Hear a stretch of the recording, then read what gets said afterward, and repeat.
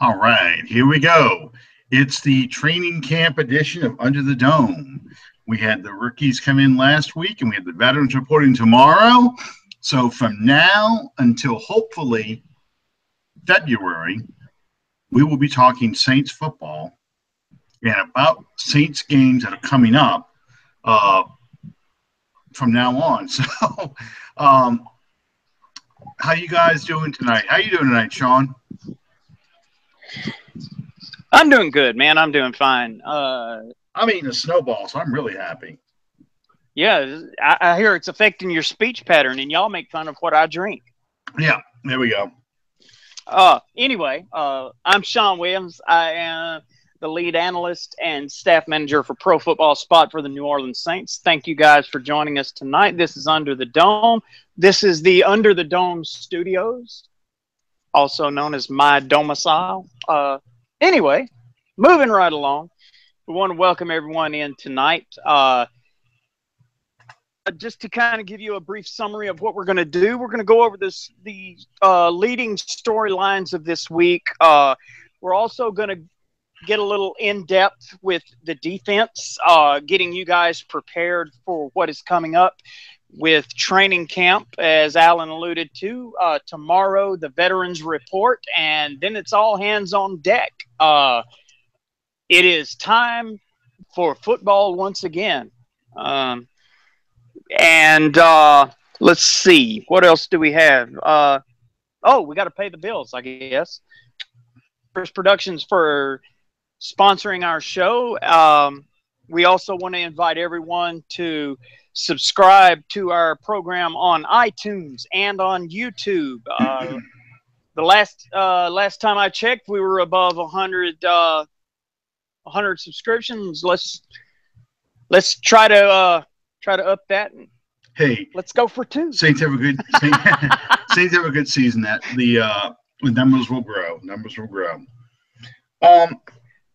Well, I like to think that our numbers are not based on the success or failure of the black and gold. We're here, win, lose, draw.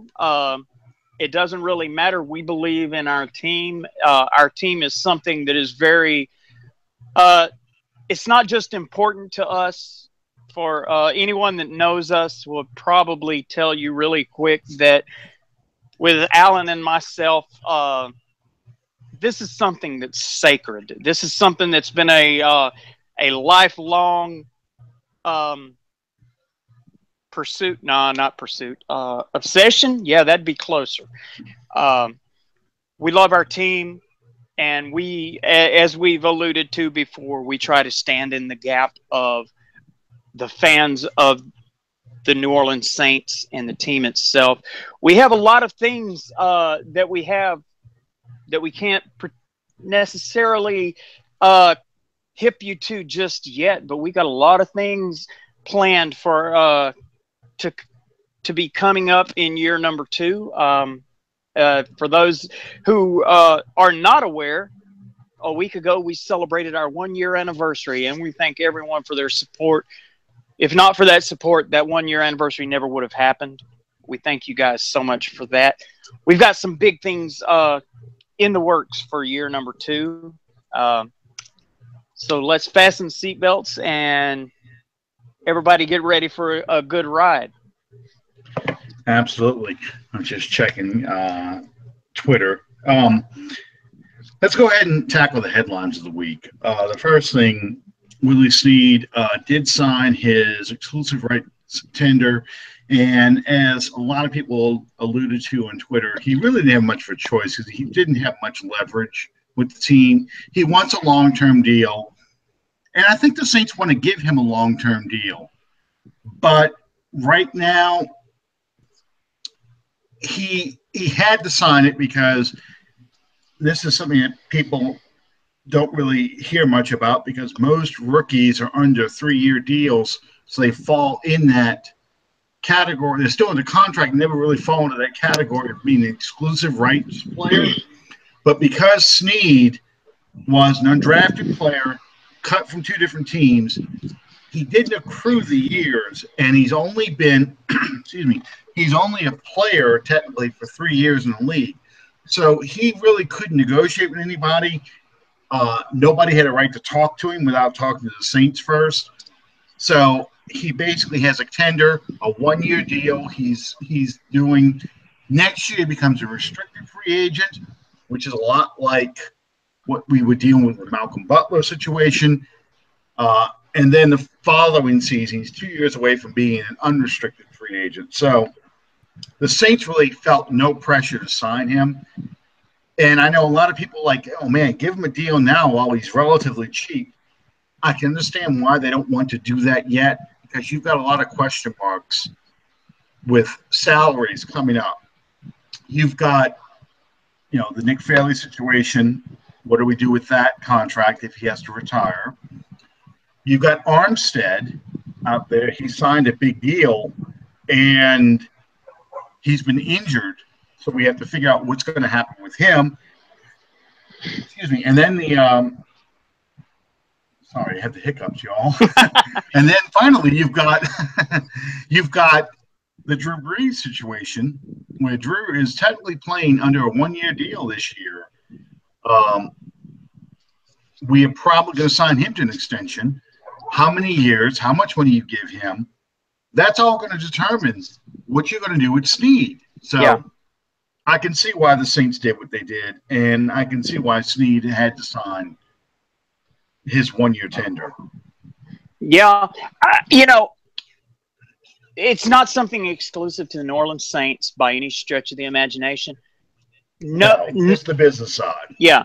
No team is going to, when it comes to long-term deals, big money contracts, no team is going to do that until they just absolutely must do it.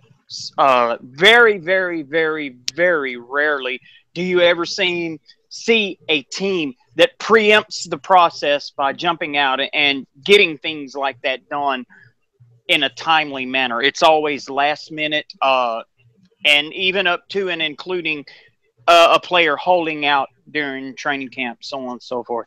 So this is not anything new. I'm glad to see that Snead signed his tender for the simple reason that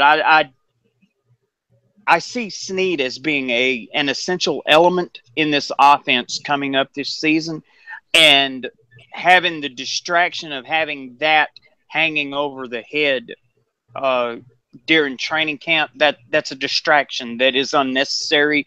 And at this point, also news today, Donnell Ellerbe, much to the shock of the entire Who Dat Nation, to the shock of everyone, Donnell Ellerbe was moved from the physically unable to perform or PUP list to the injured reserve list. And the overwhelming presumption is that as soon as he clears IR, he will be cut. I'm going to let you take this first, brother. Well, and I've said this from the beginning, whenever we talk about Donnell Ellerbe, he is, when he's healthy, he's the best linebacker on the Saints team. He's one of the best defensive players on the Saints team. The man had played 9 games, started 8 of them, got 4 sacks. I think he was second or third in tackles, maybe with 40 tackles. The guy can play. The problem is he's not available. He was only available for 9 games this past season. The year before, I think he was only available for 5 games. So I can understand the frustration. I can understand, the relief that, okay, finally we don't have to deal with him anymore. He's gone. The problem you have is, okay, who takes his place? And that's what we're going to talk about defensively. We're going to talk about that later on in the show. But basically, you've got a bunch of linebackers out there who don't have either A, the experience, or B, the physical talent that Donnell Ellerbe has. And that's my only reservation with cutting him. Um, who's going to take his place? Who's going to be able to play in that spot? And I don't know. I have mixed feelings about this. I understand totally the frustration. Can't be plucked from the tub. I know the quote. I know the cliche. But I feel the linebacker position is now weaker than it was yesterday. Only because Ellaby is that good of a player when he's on the field. I agree with you and disagree with you in the same breath. If you look statistically speaking, if you look back over the past, I would go so far as to say the past 2 seasons, anytime that Dannell Ellerbe is on the field for the New Orleans Saints, not only is he different, you're looking at a difference with the entire defense. That is a different unit when he is on the field. Okay, the other side of that coin, at least in this instance, has to be we're talking about a third of your games. If the guy, what it boils down to is availability and accessibility. If the guy is not able to be on the field, that's not doing the team any good whatsoever. And as you said, we're gonna get down to this in just a little while when we discuss the defense in greater detail. But to me,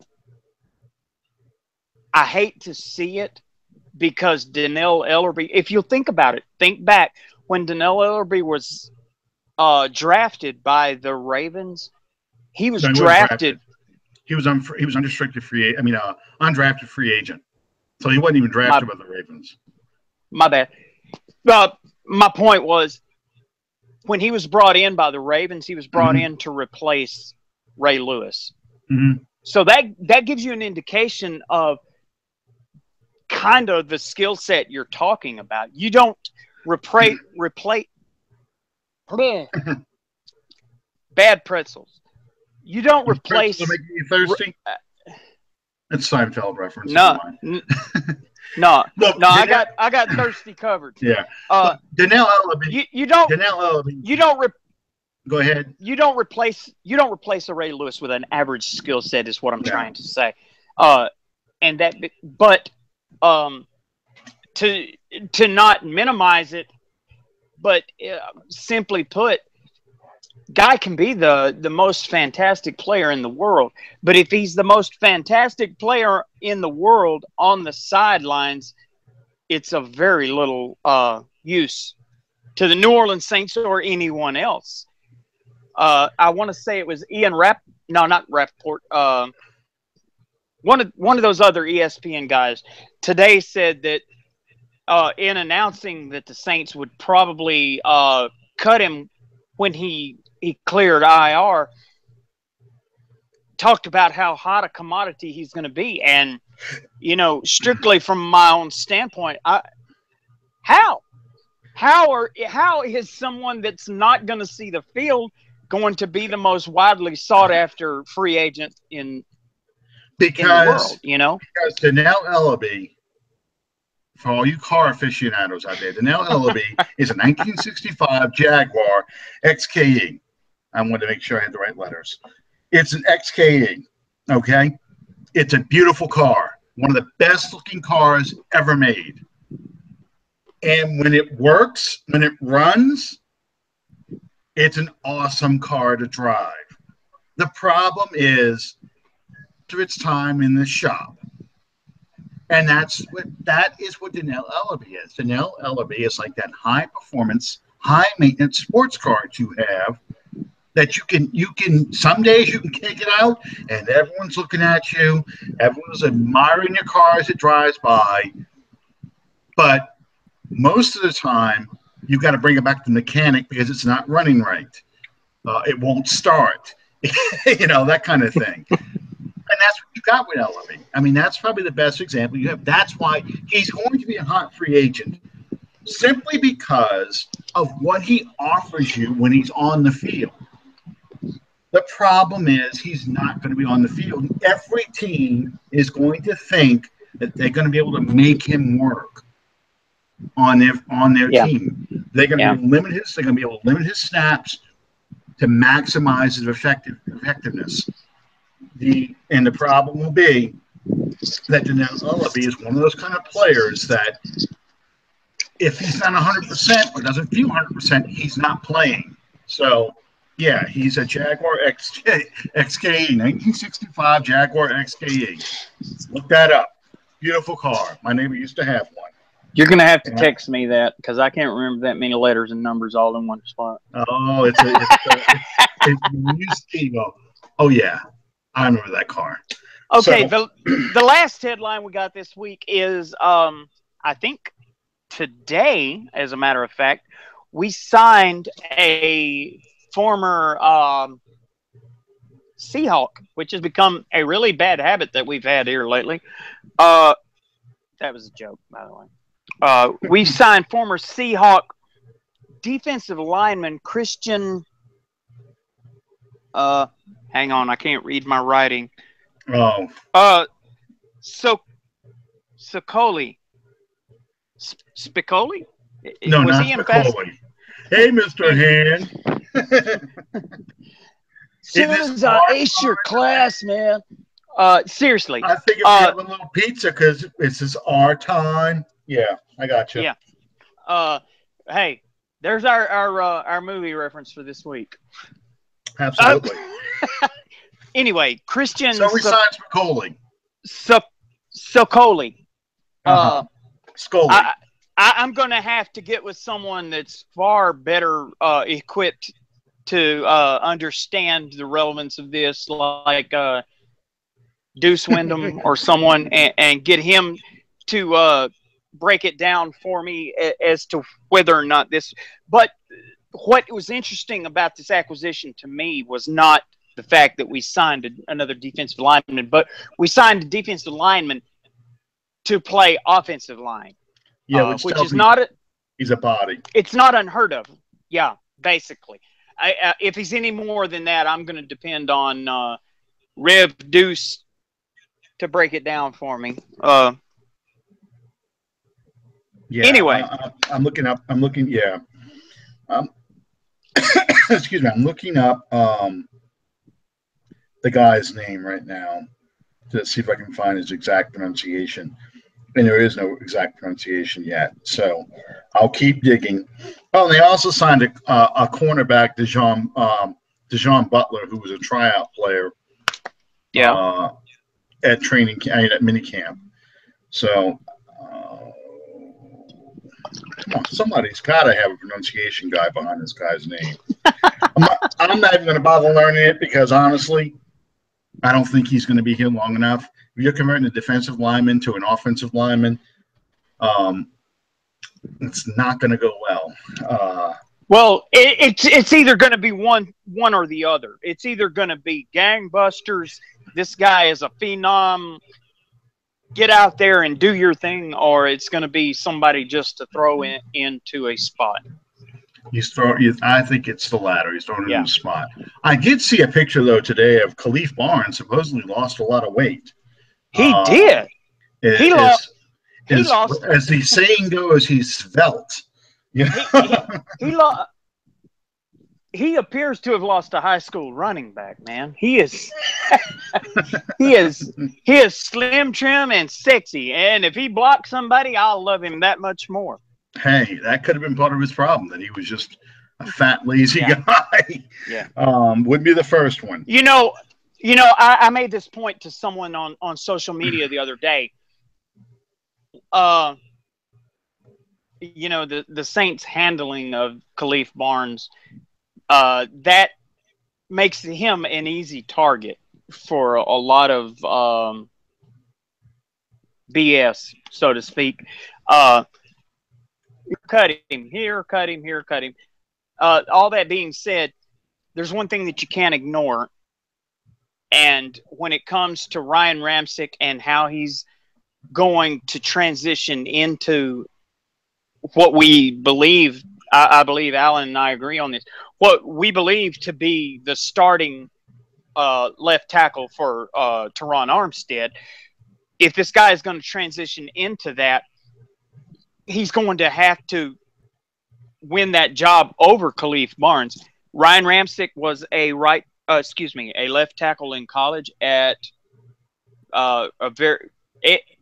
according to offensive linemen anyway, a very prestigious university in Wisconsin, which if you want to look for offensive linemen, you look at Wisconsin. You want to look for linebackers, you look to Penn State. You want to look for defensive backs, you look at LSU, so on and so forth. All that being said, Khalif Barnes has the one thing that Ryan Ramczyk does not have, and that is experience. Don't ever discount that.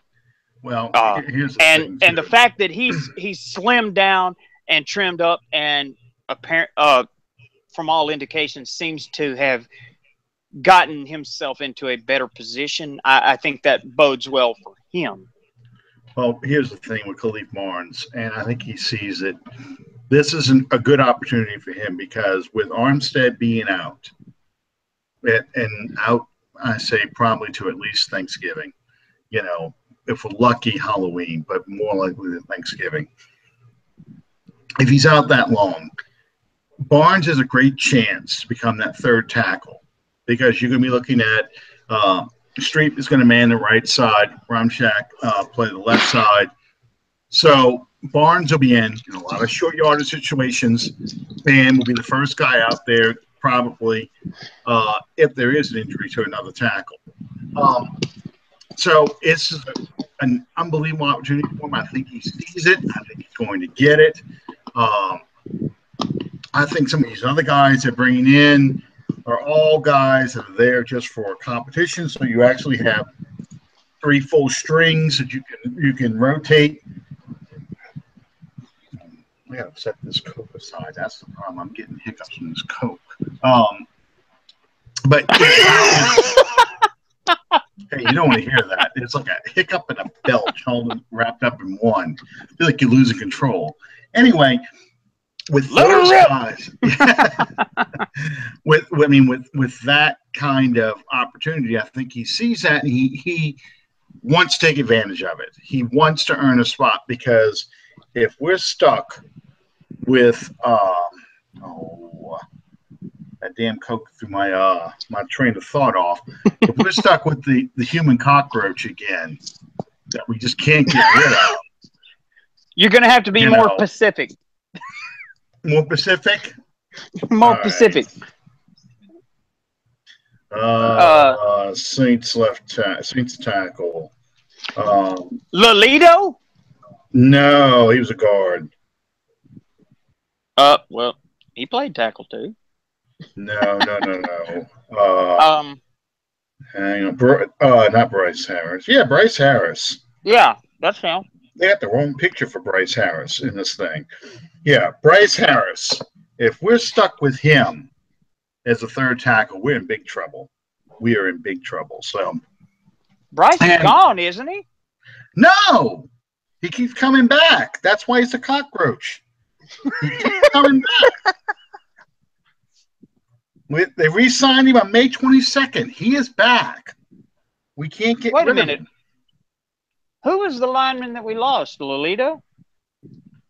Lolito went to Detroit. Yes. Lolito, I believe, went to Detroit. So but Lolito was a guard. So he went to Detroit. So you have a lot of competition in the guard spot. You've got 3 centers on the team. So it's going to be really interesting. We'll talk more about the offense next week. But, I mean, you're only keeping 8 guys on offense. You're going to keep your 5 starters. Unger's part of that. So that's 7. Armstead will probably be on the move to the either the recall injured reserve, which is probably what it'll be, or the physical and able to perform list, and let's see how far he can go on that. So he won't count towards the roster. So you really only have 2 spots left. And I'm assuming that your center, if Watt doesn't win the job, or that other kid that was taking the centers at minicamp, God, I need my roster. See, I wasn't prepared for the offense this week, but we'll talk more about it. I know who you're talking about. If either of those 2 kids, really don't pan out, it's going to be somebody who's got to be able to play guard and center. Yeah. Because that's your other swing player. You've got your swing swing offensive tackle. You're going to have somebody back up your center, and then you have the guard center guy that's going to be able to play both. Guard center guy. So Senio. Clemente. And we're going to get further into Clemente. He's got the leg up right now at the guard position. So it really makes it hard he did until today when he got put on the PUP list. Which we'll get further into that next week. But without further ado, we're going to address now the defense. And we're going to start that with the defensive lineman unit. Alan, what exactly is the state of the New Orleans Saints defensive line unit as per without Nick Fairley? Between the inner mind and the outer limits.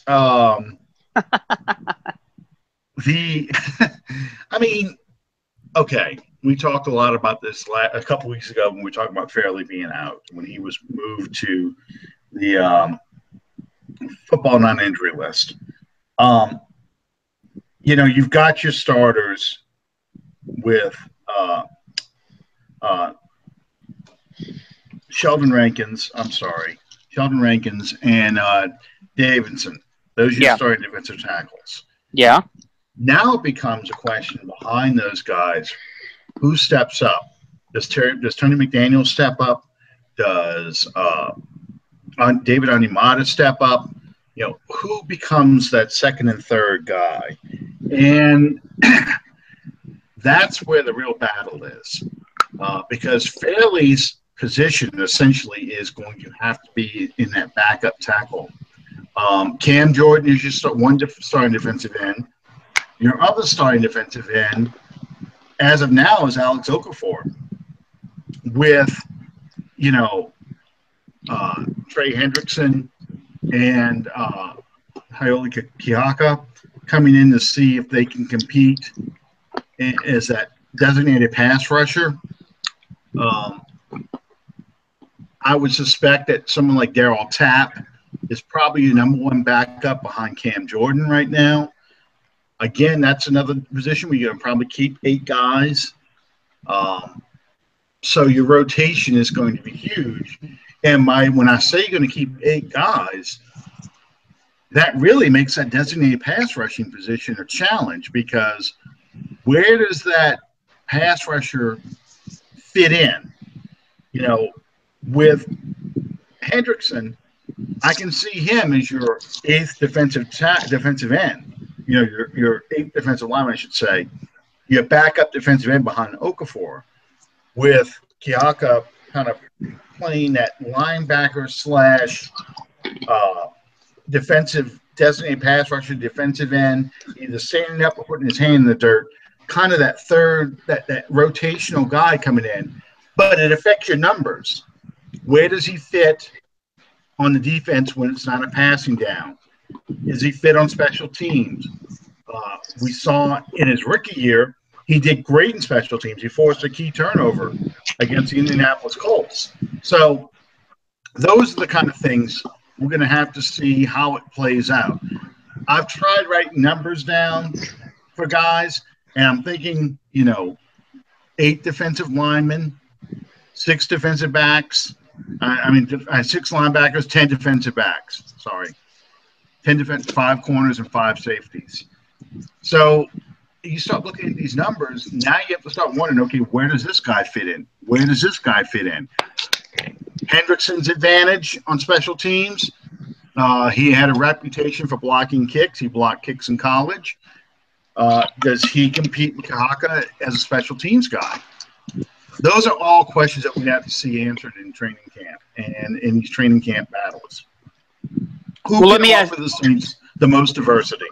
Let me ask you this. Everybody seems to take that yet again, just like a phoenix rising from the ashes, Cameron Jordan is going to break through and have that monumental season once again. Is Cam Jordan going to be able to post the type of numbers that New Orleans Saints fans have come to expect from him? Define, what do you mean by the kind of numbers? Look, he broke double-digit sacks in 2013, but he also had Junior Gillette playing the opposite side of him. Yeah. Is he going to be that kind of player? Probably not. Is he going to give you 7 to 9 sacks a year, be a stout run defender, get a lot of pressure on quarterbacks, have some really good games? Yes. I think he's been fairly consistent as a player. Absolutely. But you're not going to get, if you're looking for somebody who's going to have a Wayne Martin or Frank Warren or an even, it's a different position, but even a Leroy Glover kind of impact from the defensive end position in Cam Jordan, you're just not going to see it. That's not the kind of player he is. He's a good all-around, solid player. Plays like a first-round draft pick, not a flashy player.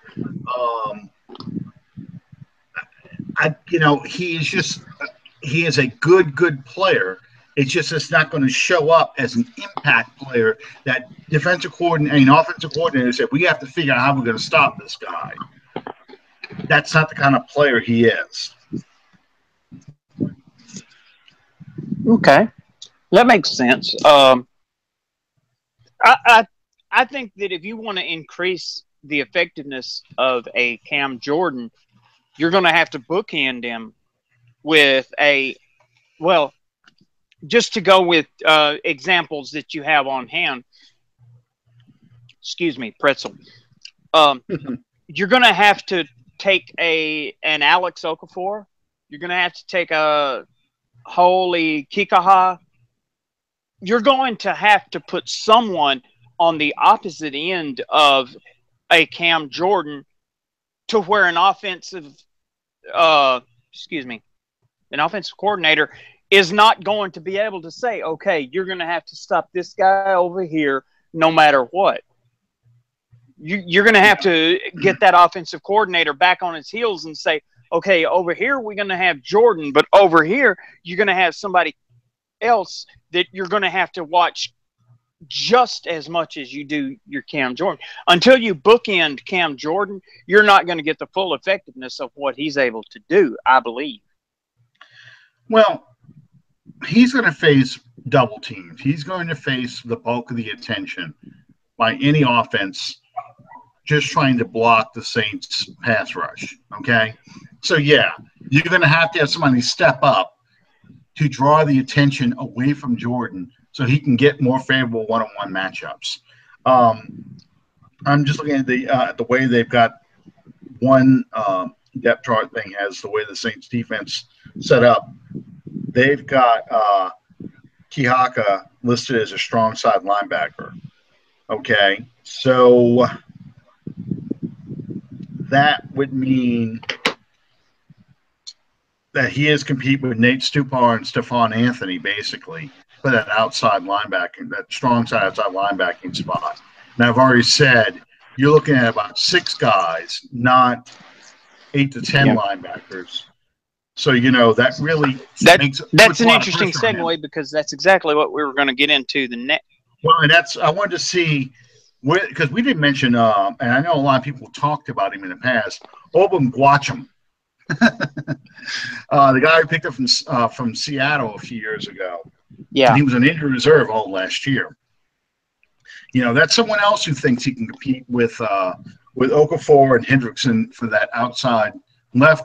I'm going to call it from now on. I'm just going to call it the elephant position because you know, we had somebody on before asking us, what kind of defense the Saints are going to play, and it's the best 11. It's not a true 34. It's not a true 43. It's kind of a hybrid, depending on the down and distance, the opponent, the situation in football. So that left defensive end spot is going to be manned by people who can either be standing up or have their hand in the dirt. Much like how the 49ers used to play it way back in the 80s when you had Fred Dean and Dwayne Board. Charles Haley played that position for a while, that elephant or just designated pass rusher position end. So where does he fit in this thing? I don't see Kahaka playing a 3-down strong side linebacker. I don't see him dropping off in coverage. I don't see him handling the tight end. I see him purely as a pass rusher. So, and I think that Stephon Anthony and Nate Stupart's real challenge at strong side linebacker position is Craig Robertson. I think that's where he fit. I think that's where he fits in better. The middle linebacker position, that's going to be a tough call because you brought in A.J. Klein. Then you go out. I believe that it is, and I'm sorry I interrupted. Oh, no. Then you go and sign Manti Te'o, who plays the middle linebacker position. You also have Stephon Anthony, who was drafted to play middle linebacker. And then you bring back Michael Marty, who has played middle linebacker for the Saints, but he's more special teams than he is true linebacker. So that really just kind of the linebacking position is going to be the best 3 that are out there, the best 2 that are out there, because we do go to those 3 safety positions. We'll talk about that in a second. It's going to be a tough battle because it's going to be hard as a Saints fan because we're not in the meetings. We're not with the coaches. Where do they envision these guys fitting in this defense? What do they see they can do for them in the defense? And the whole key is flexibility. You have to be able to play more than one position, and you have to be able to play it well. And I think that's going to determine who the 6 linebackers are more than anything else. Sure. So that's why I don't have Keaka as a linebacker. I don't consider, based on the decision a year ago before he was injured, was deemed a defensive end. So in my mind, that's where I equate him to. I don't consider him a linebacker any longer. All that being said, I think that there's going to be I don't think that there's any individual unit on the defense that is going to dictate the success or failure of being the entire defense. I think that it's going to rise or fall with the success of the linebacker unit as a whole, if that makes any sense. Mm-hmm. Your defensive line is going to do what it does. Your defensive backs are going to do what they do. Your success or failure is going to be determined by the effectiveness of your linebacker core, I do believe. It's hard as a fan to watch this because you don't have 3 guys you can sit there and go, okay, that's a starter impact player. That's a starter impact player. And that's a starter impact player. You don't have that. You've got, well, this guy is probably better at a pass rusher than he is as a run stopper. This guy is really good at stopping the run, but he's more of a 2-down linebacker. This guy is pretty good sideline to sideline speed, but if he gets caught up in traffic, he's going to be in trouble. You don't have linebackers who are good at 1 or 2 things. You don't have a linebacker who is good at everything. You And don't I you think don't that's have the dome patrol anymore. well, you don't. I mean, you don't have the dome patrol. You don't even have Bum Phillips's linebackers. You don't really. You barely have the linebackers we had during the Hazlitt and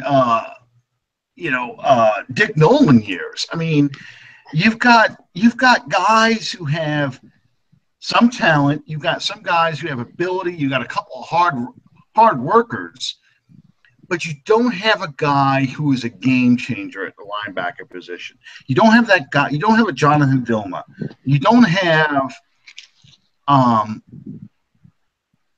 God. I'm just trying to think of an average linebacker that you could say, okay, I like him because he's somebody who works and hustles hard on every play. You don't have a Thomas Davis. You don't have a just somebody who's going to cause offenses a lot of problems. You've got a lot of guys who are good at some things, and that's the best way to put it. You don't have a guy that's good at everything, and I think that's been the Saints' problem at linebacker since the days of the Dome Patrol. You haven't been able to put together 4 linebackers who fit together well and can do things and are just a nightmare for offensive coordinators to have to deal with.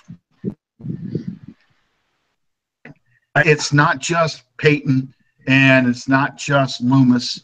This has been a problem for 30 years for the Saints. This has been a problem since 1986. Pat Foley was the last impact linebacker we really drafted.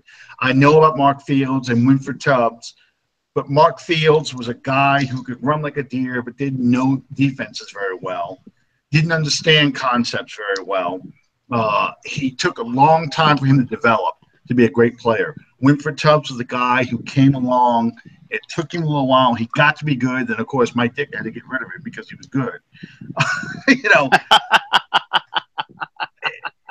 But, I mean, that's really been the problem with the Saints linebackers. They've tried to plug in guys to fill that role, and they've tried drafting guys to fill that role, but except for Jonathan Vilma, they've never been able to find a complete linebacker and rush a passer when he had to. Sure. I agree. Okay, let me ask you this. Transitioning a bit, what are the Saints? Is Marcus Williams, which was the second round draft pick, the second round draft pick this past year for the New Orleans Saints, is Marcus Williams going to be the answer in quote unquote replacing Jairus Byrd? I don't like the way you sat back in your chair that way. You've been trying to replace Darren Sharper. That's who you've been trying to replace. And Darren Sharper was a one-year phenom for the Saints. Look, I've read several people on Twitter and I've read several reviews saying that, on 4 rookies to have an impact on this team is asking a lot. But you're going to have to get that this year. Your 4 rookies are going to have to be an impact player. Are going to be Marshawn Lattimore, Marcus Williams, Ramchak. He's got to win that left tackle starting job, and Alvin Kamara. And we'll talk about Kamara next week. Sure. Those four rookies have to have a 2006, 1981, 1986 kind of draft class impact on the team. They have to come in from the get-go and get the starting jobs. If Marcus Williams can't see the field or doesn't see the field a lot, week 1 against the Vikings, there's going to be some problems, because ideally you'd like to have it be Marcus Williams and Kenny Vaccaro as your starting safeties, with Von Bell and Raphael Bush coming in, depending on situations. Okay? If it's running down, Raphael Bush. Passing, obviously, you have Von Bell in there for some situations. But that's what you need Marcus Williams to be, that impact guy, because I've said it plenty of times. It's not about sacks. It's not about yardage. It is, to an extent, about points. But the most important defensive statistic you can have is the giveaway takeaway ratio. So you need to have a safety. You need to have a center fielder who can go out there and make the turnovers happen. You need to have cornerbacks who can jump passes and jump routes.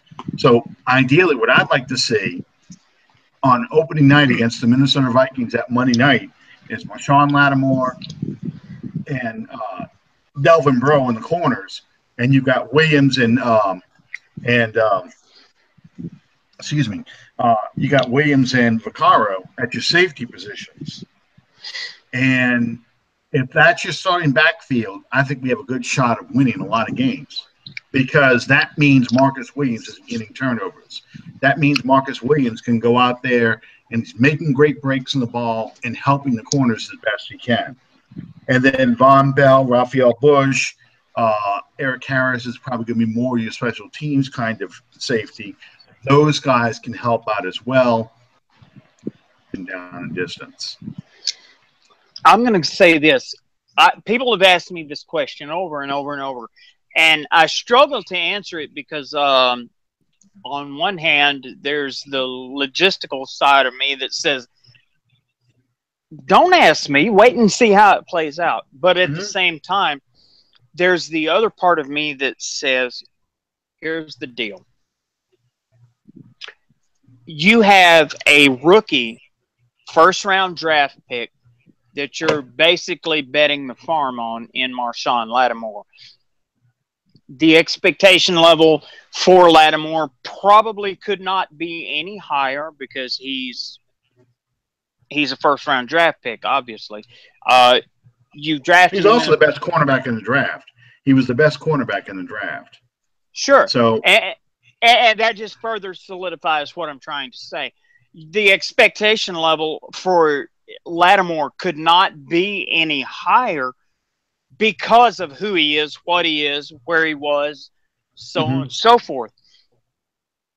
To me, if you want to get really down into the numbers and think about the whole scope of this thing, the effectiveness of the secondary for the New Orleans Saints is not going to come down to how well Marshawn Lattimore adapts and embraces his role as the heir apparent for the New Orleans. What it's going to come down to is whether or not the New Orleans Saints get the Delvin Breaux of last year and Breaux of the year before.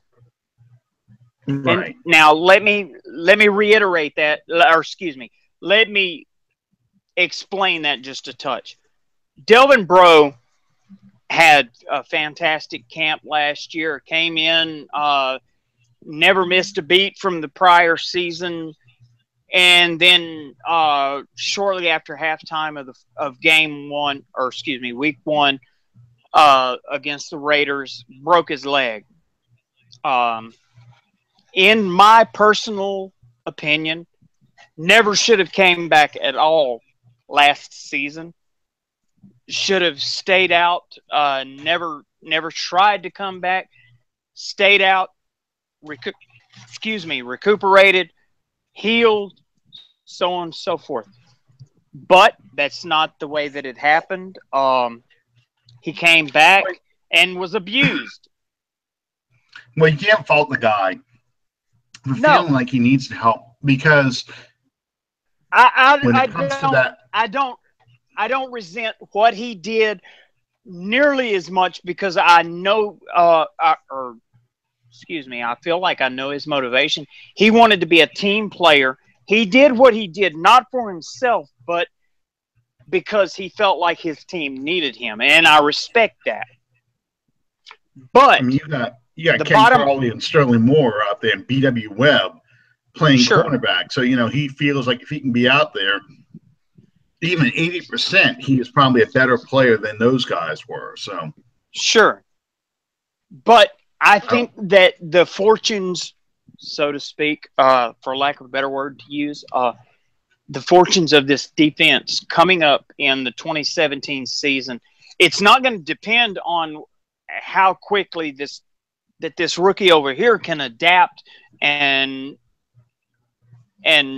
grasp the game nearly as much as it's going to be this veteran over here that knows the game, has played the game. If he gets back to the level he was at, not last year, but the year prior, that's going to be a world of difference for the Saints. Well, if he can play at 2015 does that make any sense?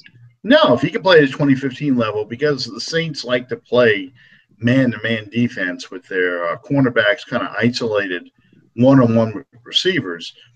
If he can play at what he showed for most of the 2015 season, that means the safeties don't have to watch for him. They can leave him alone, much like they left Jabari Evans alone. Not Jabari Evans, Jabari Greer, and much like they left. Keenan Lewis alone. Much left those guys one-on-one. West Bank. I'm trying to picture Jabari Evans in the secondary. I'm sorry. Go ahead. No, I meant Jabari. But I mean, yeah, you want to have. My bad. Want to have that. That way, your safeties, you can kind of rotate.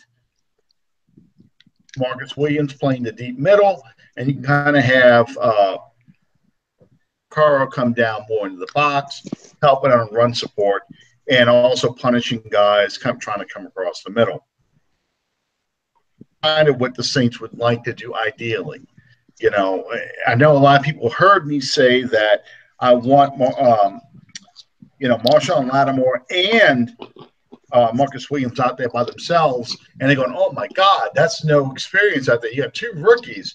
You're begging to be torched out there." But my thing is, I want those guys to show impact that a Michael Thomas had as a rookie. That you saw Marcus Colston had back in 2006, that a guy like Jim Wilkes had in 1981, Pat Swilling had in 1986. You had rookies come out there and make an impact and change the culture of this defense. And that's what I kind of want to see out there. I want to see a cornerback who is a rookie himself and have a Marcus Williams kind of impact. I'm sorry, not Marcus Williams, Marcus Peters kind of impact. That Marcus Williams be that playmaking safety we haven't had since the days that 1 year with Darren Sharper, that kind of stuff. So if you can get that, somebody asked in one of the chats that we're in, who do you see making the cornerbacks, the five cornerbacks? We talk about Lattimore and Bro, and I said, to avoid the plague of death that has hit the cornerback position the past year and a half. I think that's the truth. The guys who make the team because they win a training camp battle, not because they're the last men standing after the guys who had the pig's blood and the lamb's blood over their door frames because death has tracked down all the cornerbacks of the Saints and taken them out one by one like the firstborn. Well, it's true. I mean, you think about last year. That's why I'm laughing so hard. By game 2, we are starting guys. Guys in that secondary who are starting for us that weren't even on the team 3 weeks before that. What does that say? In in week 2 of the 2016 season, we were to the 7th and 8th place on the depth chart at cornerback. Yeah. I can remember that we can't vividly. have that. Yeah, we can't. You can't win. Well, your season, season... you got to see it for what it is. In terms of the 2016 season, yes, it was detrimental, and it was just kind of like, hey, whatever happens, happens. But at the same time, if you look forward towards the 2017 season, you look at guys like Sterling Moore, Ken Crawley, those guys that you're holding over from a year ago. Ken Crawley was an unsigned. Was an unsigned free agent. Undrafted free agent, yeah. Yeah, undrafted free agent. Unsigned. He and Devontae Harris. Yeah, those guys were undrafted free agents coming into the season last year, which basically says to me you're covering punts and kickoffs. Okay, right. You move forward. Now you have experienced backups in the secondary, which you wouldn't have had given an ideal situation and circumstance. Well, here's the thing too, because you got some people who are probably screaming at their monitors right now. Well, if the Saints had a better pass rush, they could overcome injuries in the secondary. I disagree, because I have a game that could prove that wrong. You go back to 1991, when the Saints go to play the Falcons in the playoffs. The reason why we lost that game is because we lost Latoy Cook. We lost Reginald Jones. We lost a lot of starting quarterbacks. We left starting Milton Mack and what was his name? He came from the Kansas City Chiefs. It'll come to me. Let me Google it real quick. But you had, I keep wanting to say Gerard Cherry. That's not who it is. It's Petrie, I think was his last name. Israel? It'll come. No. Israel Bird was much later. No, I was talking about David Israel. No. No more Jewish. I just wanted to see your eyebrows meet. Yeah, no more Jewish jokes. No, I'm trying to remember this team, and I gotta Google this guy. Okay, that's all the starters. That's not. Come on. Vince Buck was hurt. He got a pinched nerve in his neck.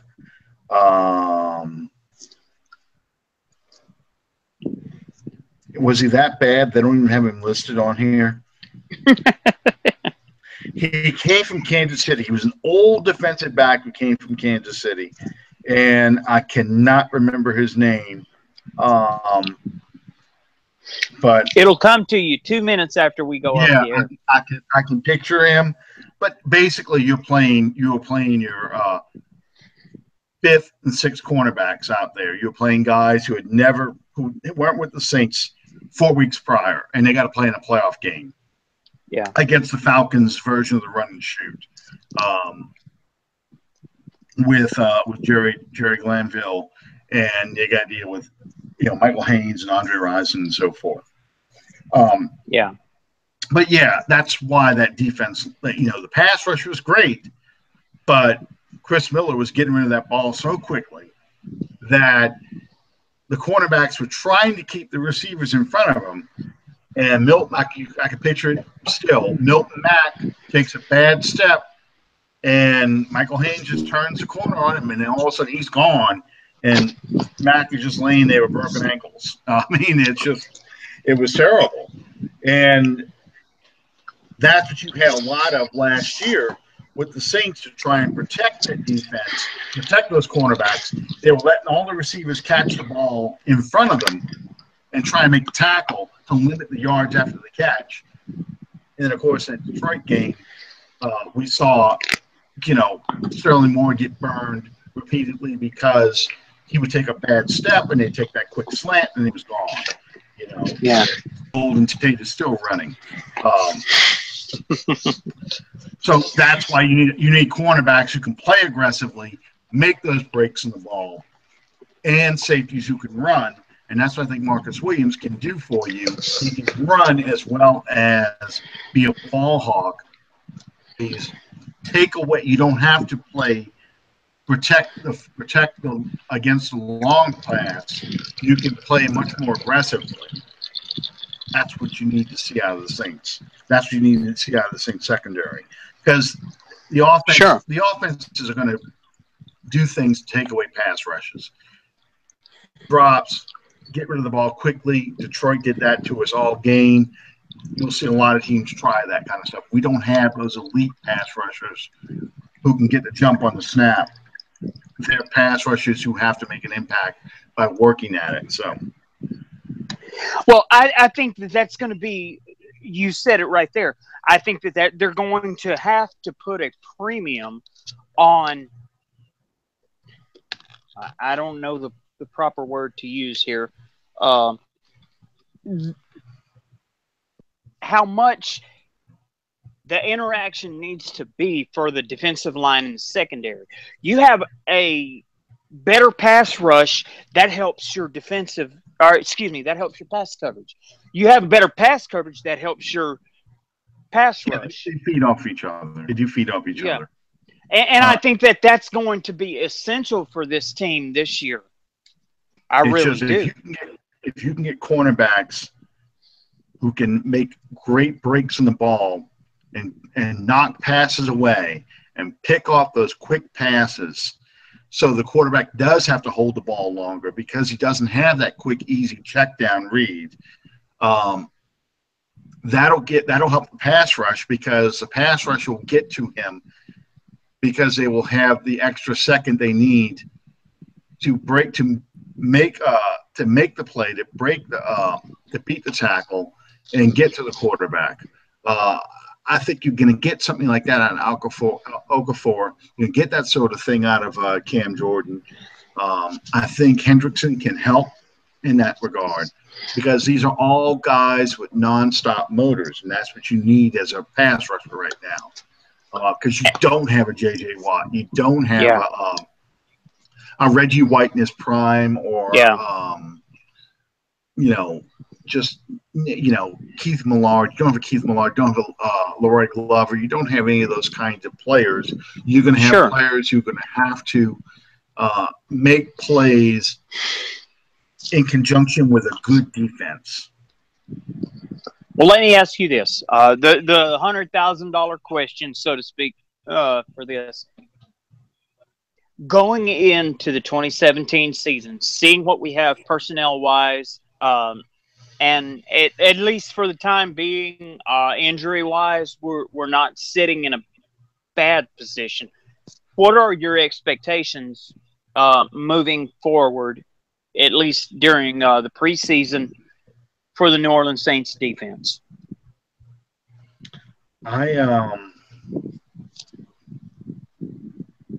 He's going to punch me in the face after this is over.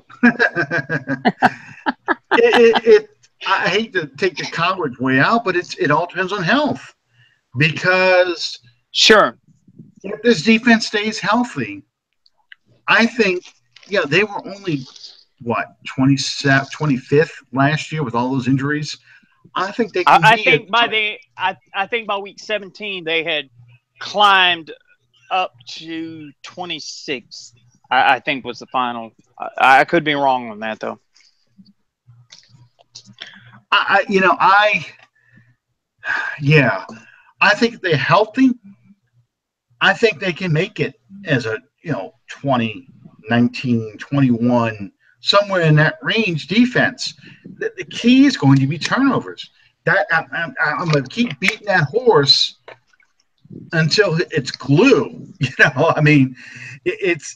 got to be turnovers, because the 2009 defense was not that great of a defense. They got turnovers though. That's what was huge. That's what helped that team win. the 2009 defense that you were just speaking about, they didn't have to be good. They put points on the board. And anytime your defense is scoring as many points as your offense, which if you look back over the course of that season, that was often the case, especially early on in that season. The defense was putting up as many points as the offense, and that matters. Yeah. And what you're saying in terms of if they stay, I can buy into that 110%. But what people are a lot of the Saints fans, at least the ones that I've seen on social media, they're talking and looking in terms of the New Orleans Saints being a top 2 or 3 defense. Forget it. You're not going to get that.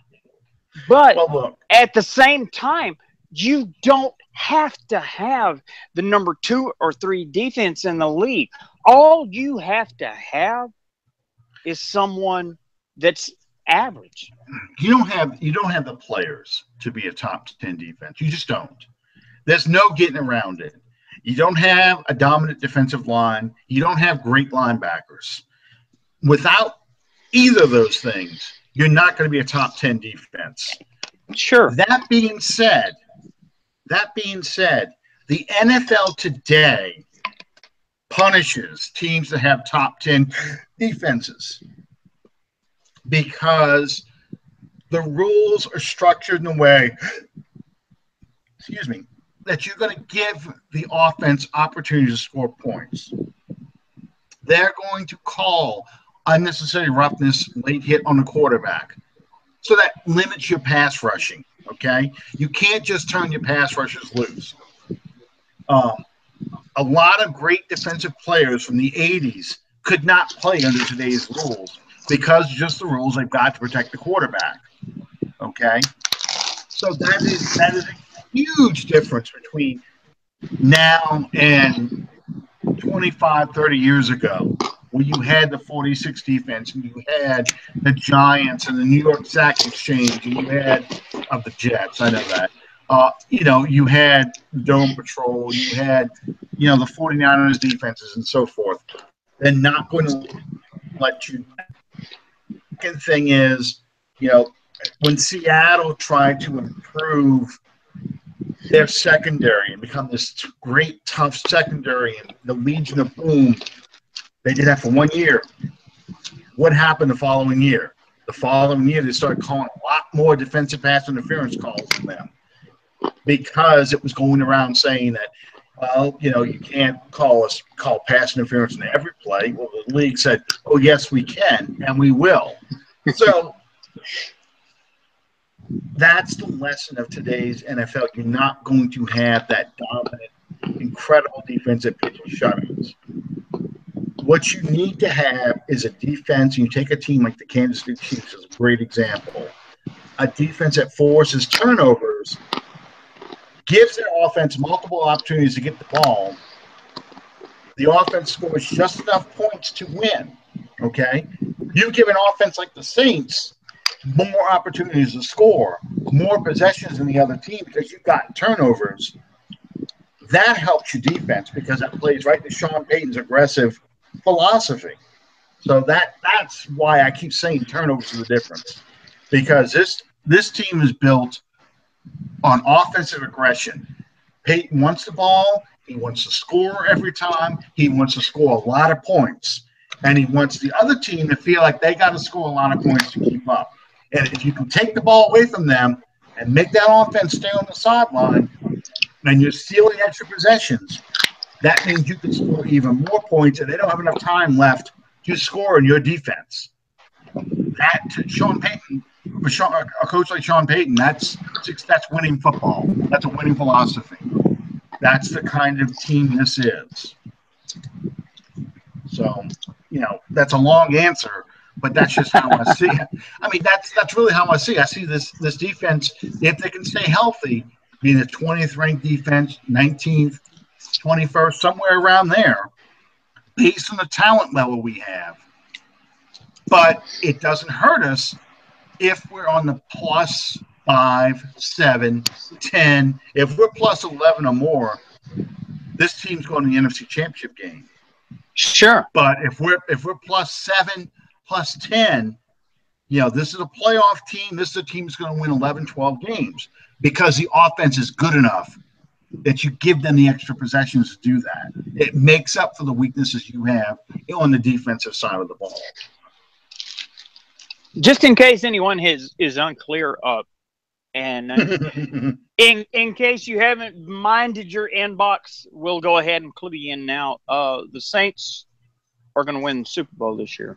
Just throwing that out there.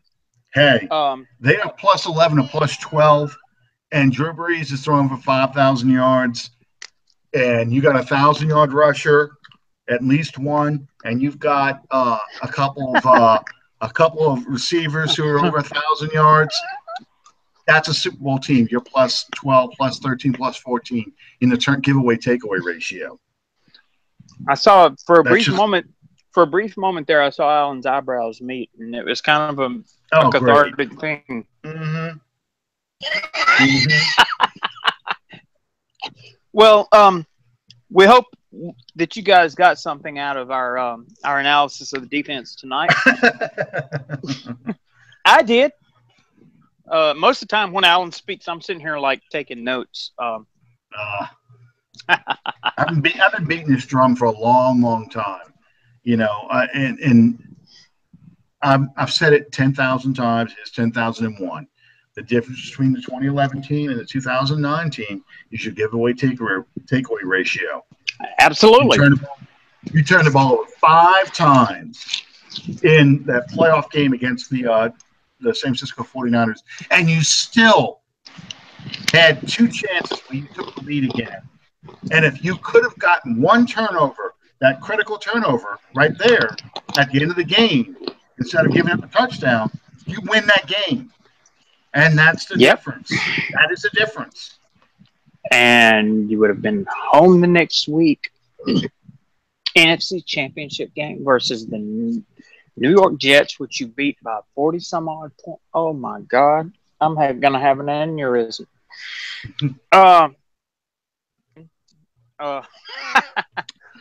We hope that you guys yes. Yeah, there is that. As always. I think YouTube would shut down if we finished on time. But I think so too. Hey, next week we'll talk about the offense. I don't get nearly as passionate about the offense because it's pretty much a given. It's going to be the Alvin Kamara show. We're going to talk a lot about Kamara. We're going to talk a little about Adrian Peterson. And who's Alvin Kamara? Yeah, you'll know who he is before it's all said and done at the end of the season. We'll talk a little about the offensive line. We'll talk a little bit about Adrian Peterson. We'll talk about who the number 3 and 4 receivers are going to be too. Who I think they'll be. I want to reiterate to you guys. Thank you so much for supporting what we do. Absolutely. Supporting our show. This is actually another one of those landmark broadcasts for us. This is number 1 of year number 2, which is quite confusing to me. But anyway, thank you guys so much for supporting what we do. We ask that you support us on Twitter at Under the Dome PO1. My main man across screen there is at 79 Saints. I am at Drew's Dad 3721. Our third in the triumvirate of power is at JB Pinto 3. We ask you guys to follow us. We'll try not to lead you astray. We'll try to keep you posted and all that neat stuff. We want to also an announcement. Saturday, June. Saturday, September 9th, 8 to 10 p.m. Central Standard Time, we will be doing our second annual, which I love the way that sounds, our second annual season kickoff show. If we can find Atlanta Falcon fans we haven't pissed off yet. Yeah, that's a very limited audience right there. I'm telling you. Actually, the Falcons guy that we had a year ago, he has actually committed to showing up for us again. Did he really? Yeah. My man I guess Josh. He's got to strut a little bit. He's going to strut a little bit. Say, yeah, all you guys thought we were going to finish in last place, and look what we did. I'm like, yeah, look what you did. You gave up a 25-point lead and lost the Super Bowl. Congratulations. To my man Josh, I love you. Poor guy. I'm just picking. You know. I'm not. Josh, you know, you're a Falcons guy, and if for no other reason, just by virtue of that, you deserve it. Anyway, next week we're going to give you basically a primer for the offensive side of the ball going into to training camp, which begins for all practical intents and purposes tomorrow. In a couple of weeks, we have a very special guest coming up. Can't tell you just exactly who that is just yet. You'll have to stay tuned for that. Once again, I can't tell you guys enough. Thank you so much for your support. It means everything. We love you guys. Absolutely. The fact that you love us. And by the way, if I can derail things for one moment. Oh, not on this show. You can't derail anything. Oh, yeah. You can drive it in the dirt. Seriously. Our friend and diehard supporter, Miss Donnie Lambert. A lot of you guys know who I'm talking about. I got word earlier this day or so ago that the cancer has returned from Miss Donnie. We ask that you guys please keep her in your prayers and well wishes. Send her positive vibes, prayers, the whole nine. We love Miss Donnie. She is someone that's very, very special to us. We're wishing her the best and hope that everything works out for her. Absolutely. Well, on that somber note, you know, I thank all you guys once again for watching us. As we start going through year 2, it's now training camp season. We will be talking about what we've seen so far, the first practices of this weekend. My 2 kids are going, in fact, to the practice of either Saturday or Friday. I think it's Saturday. They're supposed to go to the practice, and I'll have her up close review for my son exactly what happened that day. So we have a lot we can talk about next week. Of course, we'll break down the offense as well. And as usual, I'm sure there'll be signings. There'll be cuts. There'll be strange things going on because it's Saints camp. So the season has started. We are now into training camp. Preseason game, first preseason game is what? 3 weeks away, isn't it?